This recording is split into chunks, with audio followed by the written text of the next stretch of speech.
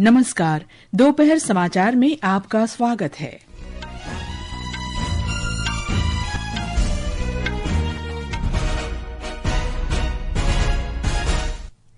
Trump प्रशासन की नीतियों के कारण वैश्विक बाजारों में गिरावट। राष्ट्रपति द्रौपदी मुर्मू पुर्तगाल के राष्ट्रपति मार्सेलो रेबेलो डी सूसा के साथ प्रतिनिधिमंडल स्तर की वार्ता करेंगी और आज वे लिस्बन में भारतीय समुदाय से मिलेंगी। गृह मंत्री अमित शाह ने स्थिति का आकलन करने के लिए कठुआ जिले में अंतर्राष्ट्रीय सीमा और बीएसएफ चौकी विनय का निरीक्षण किया। प्रवर्तन निदेशालय ने बैंकों से ऋण के कथित गबन को लेकर तमिलनाडु के मंत्री के.एन. नेहरू और अन्य के आवासों पर छापे मारे। और टेनिस में भारत के यूकी भांबरी अपने ऑस्ट्रेलियाई जोड़ीदार एलेक्सी पोपेरिन के साथ आज फ्रांस में मोंटे कार्लो मास्टर्स के पुरुष डबल्स के प्री क्वार्टर फाइनल मैच खेलेंगे। दोपहर समाचार के साथ मैं कनकलता। ट्रंप प्रशासन द्वारा हाल ही में लागू की गई शुल्क नीतियों के कारण विश्व भर में वैश्विक बाजारों में बिकवाली का दौर जारी है। एक रिपोर्ट। गिरावट का मुख्य कारण विश्व की दो सबसे बड़ी अर्थव्यवस्थाओं के बीच बढ़ते कारोबारी संघर्ष है। अमेरिका द्वारा शुल्क बढ़ाए जाने के बाद चीन ने कई अमेरिकी उत्पादों पर जवाबी शुल्क लगाया। इस कारण चीनी स्टॉक मार्केट 10% की गिरावट के साथ खुला। राष्ट्रपति ट्रंप ने कहा है कि निवेशकों को अपना उपचार करना होगा। उन्होंने कहा कि जब तक अमेरिका का व्यापार घाटा ठीक नहीं हो जाता, तब तक चीन के साथ कोई समझौता नहीं होगा। एशिया को बड़ी नुकसान का सामना करना पड़ रहा है। जापान के निकेई में 7%, दक्षिण कोरिया के कॉस्पी में 5% और हांगकांग के हैंगसेंग में 10% से अधिक की गिरावट आई है। बाजार के नकारात्मक असर ने भारत को भी प्रभावित किया है। यहाँ सेंसेक्स और निफ्टी सुबह के कारोबार में 3.5% से अधिक की गिरावट के साथ खुला है। ये व्यापारिक तनावों के कारण वैश्विक बाजार की गिरावट को दर्शाता है। इस उथल-पुथल के बावजूद ट्रंप ने अपने शुल्क का बचाव करते हुए कहा है कि विश्व के नेता एक समझौता करने को इच्छुक है। इन घटनाक्रमों ने बाजारों में संभावित स्थिरता को लेकर चिंताएं बढ़ा दी हैं। समाचार कक्ष से वैष्णवी। शेयर बाजार में सेंसेक्स और निफ्टी आज दोपहर बाद के कारोबार में 4% से अधिक के निचले स्तर पर थे। ये बड़ी अर्थव्यवस्थाओं और अमेरिका में मंदी की बढ़ती चिंताओं के बीच वैश्विक बाजारों में तेज बिकवाली को दर्शाता है। अंतिम जानकारी मिलने तक बॉम्बे स्टॉक एक्सचेंज का सेंसेक्स 3003 अंक गिरकर 72,362 पर और नेशनल स्टॉक एक्सचेंज का निफ्टी 978 अंक गिरकर 21,927 पर कारोबार कर रहे थे। राष्ट्रपति द्रौपदी मुर्मू आज पुर्तगाल के राष्ट्रपति मार्सेलो रेबेलो डी सूसा के साथ प्रतिनिधिमंडल स्तर की वार्ता करेंगी। राष्ट्रपति द्रौपदी मुर्मू प्रधानमंत्री लुइस मोंटेनेग्रो और संसद के अध्यक्ष जोस पेड्रो अगुर ब्रैंको से मुलाकात करेंगी। राष्ट्रपति पुर्तगाल में भारतीय समुदाय के सदस्यों से भी मिलेंगी। राष्ट्रपति का भारतीय मूल के शोधकर्ताओं से भी मिलने की संभावना है। एक रिपोर्ट। राष्ट्रपति द्रौपदी मुर्मू पुर्तगाल के राष्ट्रपति और प्रधानमंत्री से मुलाकात करेंगी और प्रतिनिधि मंडल स्तर की वार्ता करेंगी। किसी भारतीय राष्ट्रपति की पुर्तगाल यात्रा 27 वर्षों के अंतराल के बाद हो रही है। यह ऐसे समय में हो रही है जब भारत और पुर्तगाल राजनयिक संबंधों की पुनः स्थापना के 50 वर्ष पूर्ण कर रहे हैं। इस अवसर पर राष्ट्रपति भारत और पुर्तगाल को एकजुट करने वाली कलात्मक और सांस्कृतिक विरासत को प्रदर्शित करने वाला स्मारक टिकट भी जारी करेंगी। पूजा पीवर्धन, आकाशवाणी समाचार, लिस्बन। राष्ट्रपति मुर्मू पुर्तगाल और स्लोवाकिया की अपनी यात्रा के पहले चरण में आज सुबह लिस्बन पहुंची हैं। राष्ट्रपति 9 से 10 अप्रैल तक स्लोवाकिया के राष्ट्रपति पीटर पेलेग्रिनी के निमंत्रण पर स्लोवाकिया की यात्रा पर रहेंगी। विदेश मंत्री एस जयशंकर ने आज सुबह फिजी के स्वास्थ्य मंत्री डॉक्टर रातू एंटोनियो रबिसी लाल बालावो के साथ बैठक की। सोशल मीडिया पोस्ट में डॉक्टर जयशंकर ने बताया कि इस बैठक में दोनों देशों के बीच चल रहे स्वास्थ्य और चिकित्सा सहयोग पर चर्चा हुई। वित्त मंत्री निर्मला सीतारामन कल से इस महीने की 13 तारीख तक इंग्लैंड और ऑस्ट्रिया की यात्रा पर रहेंगी। इस दौरान वे दोनों देशों में मंत्री स्तरीय द्विपक्षीय बैठकों में भाग लेंगे। वे भारत ब्रिटेन आर्थिक और वित्त वार्ता के 13वें मंत्री स्तरीय दौर में हिस्सा लेंगी। केंद्रीय गृह मंत्री अमित शाह जम्मू कश्मीर के 3 दिन के दौरे पर हैं। उन्होंने आज कठुआ जिले में भारत पाकिस्तान सीमा के साथ सीमा सुरक्षा बल बीएसएफ की अग्रिम चौकी का दौरा किया। यहां पिछले पखवाड़े से पाकिस्तानी आतंकियों के साथ व्यापक अभियान जारी है। हमारे जम्मू संवाददाता ने बताया है कि श्री शाह ने जमीनी स्थिति का मूल्यांकन करने के लिए बीएसएफ सीमा आउटपोस्ट बीओपी विनय और कठुआ जिले के हीरानगर सेक्टर का दौरा किया। श्री शाह रविवार शाम को जम्मू पहुंचे। उन्होंने शहर के त्रिकुटा नगर क्षेत्र में भाजपा मुख्यालय में भाजपा विधायकों, वरिष्ठ नेताओं और कार्यकर्ताओं के साथ बैठक की। ये समाचार हमारी वेबसाइट www.newsonair.gov.in और हमारे न्यूज ऑन एआईआर ऐप पर भी उपलब्ध हैं। भाई तू हमेशा इतना एक्टिव कैसे रहता है? सही डाइट, एक्सरसाइज और कम तेल वाले खाने से। अधिक तेल खाने से ओबेसिटी बढ़ती है और स्टैमिना कम हो जाता है। अच्छा, सही कहा। अब मैं भी अपनी डाइट में तेल कम करूंगा ताकि फिट रहूं। जैसा कि हमारे प्रधानमंत्री जी भी कहते हैं, एक फिट और हेल्दी नेशन बनने के लिए हमें ओबेसिटी की समस्या से निपटना ही होगा। एक तरीका मैंने सुझाया था, खाने के तेल में 10% की कमी करना। कम तेल में बड़ी बात, सेहत रहे दिन और रात। दोपहर समाचार में आपका फिर स्वागत है। प्रवर्तन निदेशालय तमिलनाडु में राज्य नगर प्रशासन, शहरी और जल आपूर्ति मंत्री के नेहरू और उनके भाई रविचंद्रन, ट्रू वैल्यू होम्स के एक व्यापारिक साझेदार मणिवन्नन और पेरम्बलूर से सांसद उनके बेटे अरुण नेहरू के आवासों पर छापेमारी कर रहा है। ये छापे कथित तौर पर 2 बैंकों से ऋण लेने में गबन के आरोपों से जुड़े हैं। तिरुचिरापल्ली में उनके लेन देन के बारे में 2 बैंक अधिकारियों से पूछताछ की गई है। चेन्नई और कोयम्बटूर में कई स्थानों पर भी छापे मारे जा रहे हैं। इनमें नेहरू के भाई मणिवन्नन के स्वामित्व वाले रियल एस्टेट प्रतिष्ठान भी शामिल हैं। नौसेना कमांडरों के सम्मेलन 2025 के पहले संस्करण का दूसरा चरण आज से नई दिल्ली में शुरू हो गया है। ये सम्मेलन शीर्ष स्तरीय और अर्धवार्षिक आयोजन है।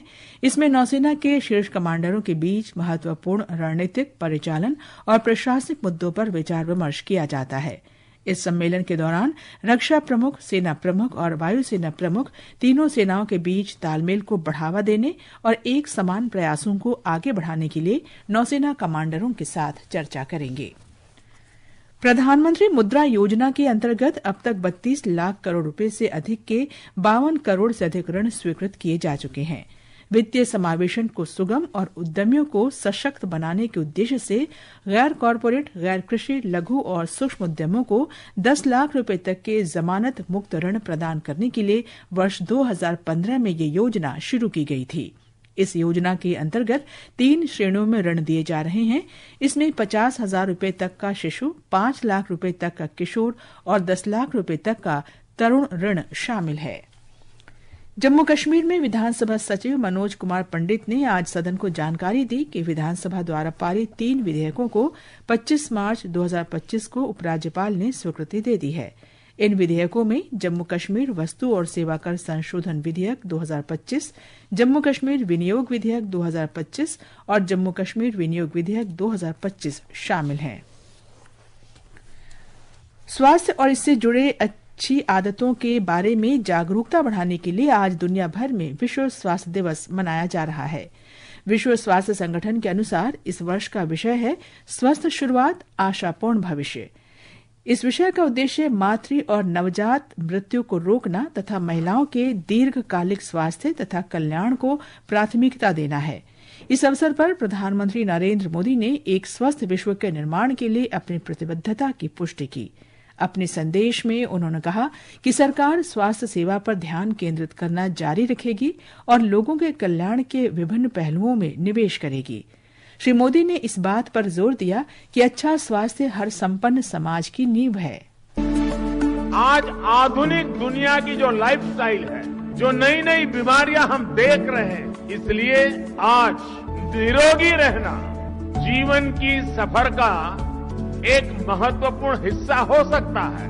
हम भारतीय वसुधैव कुटुंबकम और सर्वे संतु निरामय इस भावना से जीने वाले लोग हैं। आकाशवाणी समाचार के साथ एक विशेष साक्षात्कार में स्वास्थ्य और परिवार कल्याण राज्य मंत्री अनुप्रिया पटेल ने स्वास्थ्य क्षेत्र में देश की सराहनीय उपलब्धियों पर प्रकाश डाला, जिसमें मातृ और शिशु मृत्यु दर में उल्लेखनीय गिरावट शामिल है। उन्होंने सभी से स्वस्थ जीवन शैली अपनाने की भी अपील की। सभी देशवासियों को विश्व स्वास्थ्य दिवस की ढेर सारी शुभकामनाएं। और आज के इस दिन पर आप सबसे सिर्फ यही प्रार्थना है, अपनी सेहत का ख्याल रखें। जरूरी है कि आप पोषण युक्त भोजन लें और किसी न किसी फिजिकल एक्टिविटी में आप जरूर अपने आप को इन्वॉल्व करें। थोड़ा नमक कम, थोड़ा चीनी कम, थोड़ा तेल कम, इस मंत्र को अपनाइए और स्वस्थ रहिए। ये साक्षात्कार आज रात 8 बजे से 100.1 आकाशवाणी गोल्ड चैनल और अन्य फ्रीक्वेंसी पर प्रसारित किया जाएगा। यह आकाशवाणी के सभी सोशल मीडिया पर भी उपलब्ध होगा।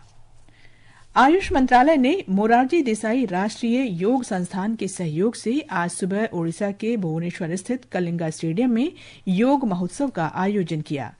आयुष और स्वास्थ्य तथा परिवार कल्याण राज्य मंत्री प्रताप राव गणपतराव जाधव ने कार्यक्रम का उद्घाटन किया।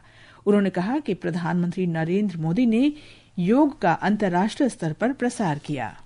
अंतर्राष्ट्रीय स्तर पर हमारे देश की जो धरोहर है, हमारे देश का जो पुराने जमाने से योगा चलते आ रहा है, उसको पूरे दुनिया में ले जाने का काम हमारे आदरणीय प्रधानमंत्री जी ने किया। ये 11वां जो हमारा योग दिवस हम 21 जून को मना रहे हैं, तो उसका 100 दिन का काउंटडाउन कार्यक्रम हमने तय किया था और हर 25 दिन के बाद में देश के हर एक कोने में ये कार्यक्रम होने जा रहे हैं। पंजाब के राज्यपाल गुलाब चंद कटारिया ने कहा है कि अगर पंजाब के युवाओं को नशे की लत से नहीं रोका गया तो इसके घातक परिणाम होंगे। उन्होंने कहा कि नशे की लत के मामले में पंजाब देश में सबसे आगे है। सर्वे के आधार पर 22 लाख के लगभग उनकी संख्या बनती है। अलग अलग प्रकार के ड्रग यहाँ हैं। मैं सोचता हूँ बहुत सीमा लांघ रही है। अगर समय पे नहीं रोका तो युवा पीढ़ी को हम बचा नहीं पाएंगे। आकाशवाणी का समाचार सेवा प्रभाग अपने साप्ताहिक फोन इन कार्यक्रम पब्लिक स्पीक में आज रात 9:30 बजे जन भागीदारी से जल संचय अभियान विषय पर परिचर्चा प्रसारित करेगा। इस चर्चा में राष्ट्रीय स्वच्छ गंगा मिशन के पूर्व महानिदेशक जी अशोक कुमार शामिल होंगे। कार्यक्रम के दौरान श्रोता हमारे विशेषज्ञों से वर्षा जल संचयन, दैनिक जीवन में जल संरक्षण तथा जल संरक्षण के लिए सरकार द्वारा उठाए जा रहे कदमों के बारे में प्रश्न पूछ सकते हैं। ये समाचार आकाशवाणी से प्रसारित किए जा रहे हैं। ताज़ा समाचार जानने के लिए आप हमारे social media handle @AIR news Hindi को फॉलो कर सकते हैं। ये आकाशवाणी है और अब खेल खबरों के साथ हैं शक्ति प्रताप सिंह।